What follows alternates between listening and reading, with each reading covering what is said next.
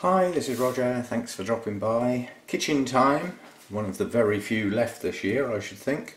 I'm going to have a go at my new plant, this Aerangis articulata. This is part one, what's in my pot. Hopefully something. The media looks relatively fresh. I do have a root hanging out the bottom of the pot. I'm just going to shut the camera off a minute. I'm going to try and see if I can cut the pot. Now, the problem I've got is I don't know whether I've got a branching root system or not, and I do have a root hanging out the bottom that I might be able to save. I can't guarantee it, but it's got to be worth a try. I don't need the pot, and by snipping in a few places I might be able to allow it to pull back through, possibly just making the hole bigger basically, because the root is effectively the same size as the hole it poked out of. What have we got now? Yeah, that should go back up through now. No worries. So what have we got then? We have roots. They're not all good.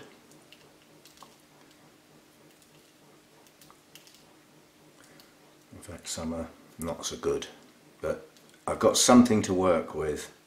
I haven't got as much as I was expecting, I must admit. I think this has been a bit wet. Yeah, I mean that root's gone, so I have that one off straight away. See what we're left with. Whoops, not two, just the one. Right, what else have we got then? This one round here is just basically detached from the plant. Yeah, I think the base of this plant has been kept a bit wet as well.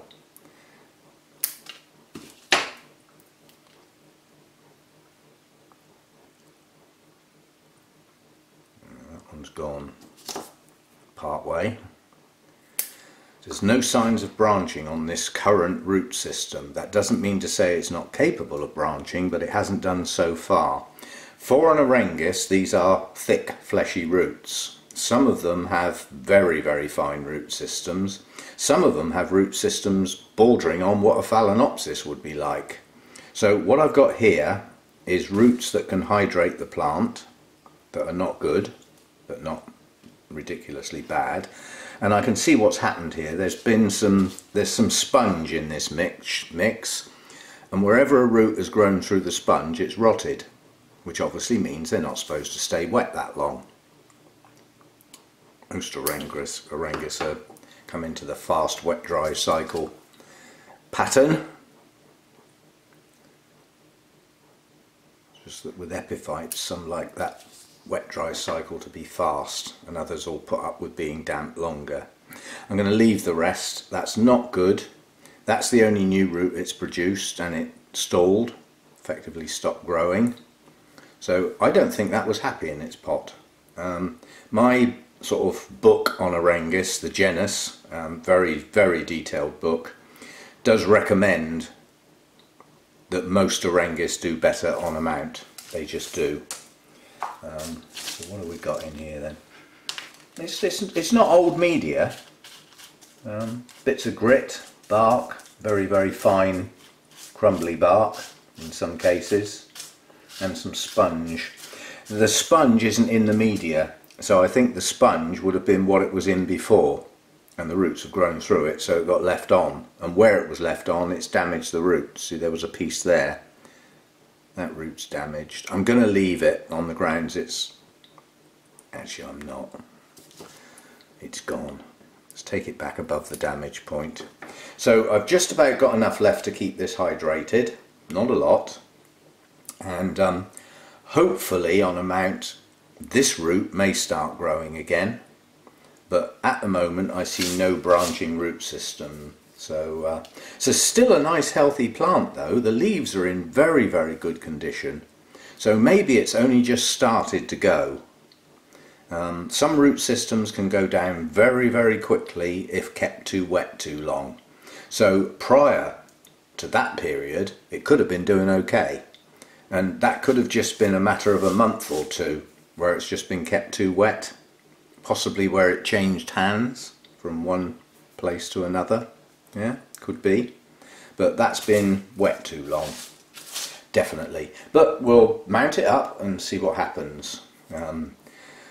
These grow quite like Vandaceous type, not all, some of the Aerangis, and as such it will gradually get a longer and longer stem, and roots will push out along that stem. So the next new root may well be sort of between these two leaves, or maybe just under that one. But I'd expect to see some new roots. It started a new leaf, so you could say it was in active growth, which is the point at which some new roots should form.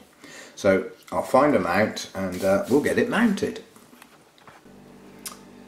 Okay, paraphernalia organised. I've got a bit of moss soaking. I don't need a lot because I think these roots have been kept too wet. I think this plant needs a much faster wet-dry cycle, so I don't want to pile the moss on. I just want enough to keep those roots hydrated when the moss is wet. Right, I'm running out of bark. This is the only small piece I could find, and that is just wrong to put that sort of plant on. It's too rugged, but that's okay. It wasn't okay because obviously the back of cork bark is what was on the branch or trunk, and they tend to be concave, which is difficult to tie because when you put your tie round, the plant's sat in the hollow and you haven't actually grabbed hold of it. But by getting my secateurs out and taking the edge off, it is now flat. So things can be changed. I could have tried putting a saw down through there to flatten that off, but I thought it's easier to work with this side. There's nothing wrong with the back of cork bark. Nothing wrong with it at all. Right, holes. I make my holes with initially a sharpened screwdriver, which makes the pilot hole as I call it. It's just a screwdriver that's had the end of the blade sharpened to give it a cutting edge basically, and then once I've got a pilot hole I can get a crosshead screwdriver through there by twisting it, which widens the hole. It makes it easier to get the wire through, like that. So that's the hole. Ugh. Just about. I'm going to need a piece of wire. Small plant, when it's on the mount it's going to stick up above the mount slightly, not a lot, just slightly, and as such I don't need a long hook. If the plant was going up there I'd need a much longer hook, but it's not, so I don't. So something like about that. Those are my bonsai wire cutters, but wire is wire. What you're using it for doesn't matter really, does it? Right, where did that hole come out? There. Sometimes I have to go back through with the screwdriver. But that's going to go through okay. I always come through from the back so that the piece at the back is nice and upright, if you see what I mean, at the back of the mount, which is where it's going to go on its hanger. And then it's just a matter of twisting that round and giving it a pinch with the pliers. That'll stay there then. Gotcha. That's nice and firm now. Shouldn't wobble around. I don't know how long I want the hook yet, but I definitely don't want it that long, so I can take some of it off, otherwise it will waggle around. But I'll make the hook later once the plant's attached. Of course I've just been an idiot, haven't I? I'm actually using the back of the mount, so the hook's now... Is it worth moving it? Yes it is. Because basically with the hook there, it's not going to attach to the shelf very easy. I'm not going to bother taking it out, I'm just going to move where the twist is, so that the hook now comes up the back of the mount. As I said, I'm not used to using the back of bark, so that's not quite as I would normally do it. But as long as it's not going to waggle, which it isn't, so that now comes up around the back. It's a shorter hook, but I envisage having a shorter hook at the end of this session anyway. So that's that lot done with. And now before I get told off, I will of course remember to put my tie on the mount before I put the plant and the moss on. an old habit that's been difficult to kill off, I must admit, even though it makes perfect sense. I've got a problem with the idea. But if the tie goes on first, I haven't got to worry about knocking the plant and the moss off with the tie, if you see what I mean. So it makes good sense. It's the sort of thing I should have thought of myself, really, but it's the handy thing about having lots of viewers. They do your thinking for you sometimes. Saves me having to do it, I suppose. Now, I'm taking the tie round about halfway up the mount on the grounds that I won't be able to put a loop round this plant, I doubt, above the base of the plant because of the shape of it. Alright, so that's my tie on. Now we've got to get the plant where we want it, which I'd like it to be about there. That will allow for quite a few new leaves before it runs off the top of the mount, and all the existing roots are touching the mount. So I'm happy with that. I'm just going to go round with the tie once now to hold the plant in place while I sit the moss on it. That's going to go round quite near the base of the plant. And then I can hold that with my fingers in that hand while I get some moss on. As I said, I don't want a lot.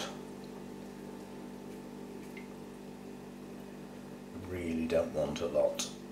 I'd like to even be able to see the roots through the moss slightly. Then I know they can dry. That's enough. It is just enough. Very, very, very thin coating. The thicker the moss, the longer it takes to dry, and that's just not what I want with this plant. I want this plant to dry quickly. And the way to do that is to have a very thin layer of moss. If I find it's dehydrating because it's not staying wet long enough, I can always add some moss. It's not so easy to take it off once you put your ties on and strap the moss in place. That should hold the moss okay. And that's actually okay. I was expecting that plant to wobble, but it's actually okay. So all I need to do now is tie off. That's a pain in the backside. Where my first loop went round quite close to the original one, my normal V that I've got to tie to is a bit thin, but we've managed to do that. So I always use a reef knot, right over left, left over right, or the other way round, but it's just making sure you use the same end for both knots, and they tend to stay tight. So there we go, quick, simple, easy, quite firm, quite upright. The only aerial root that I've got there, which looks a bit dodgy at the base and has stopped growing, is out of the moss. All the other roots are, you can still see the root through here, yeah, and out here, so it's not all covered in moss. I just want the plant to hydrate when the moss is wet, like a Tolumnia would, I think, closer to that than anything else. And then after a few hours or so, the plant will have taken what it needed from the moss, and the moss will go dry, which stops those roots staying wet until the next time it's watered and fed. So yeah, I'm quite pleased with the plant. I would have liked a better root system, I must admit, but the plant will work on that. It's got enough to live on. That's the important thing. If all the roots were rotten except that one, this plant would struggle badly. But I think that will pull on, and it's in growth mode. Maybe we'll get some new roots. But at the moment I see no signs of branching.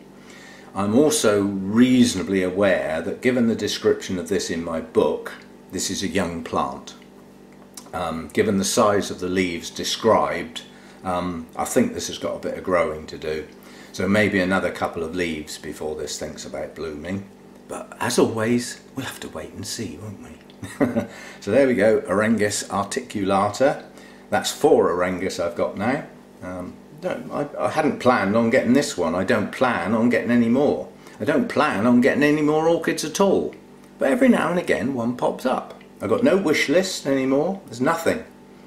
It's just a matter of I see something, have a think about it, and maybe make the decision, yes, I'll have that one. But that's the way I'm buying at the moment. Hardly ever, and not far off snap judgments, but based on what I've already got, what grows reasonably well, and possibly a memory of perhaps seeing one at a show in bloom, thinking, yeah, we'll have one of those. See you next time. Thanks for dropping by.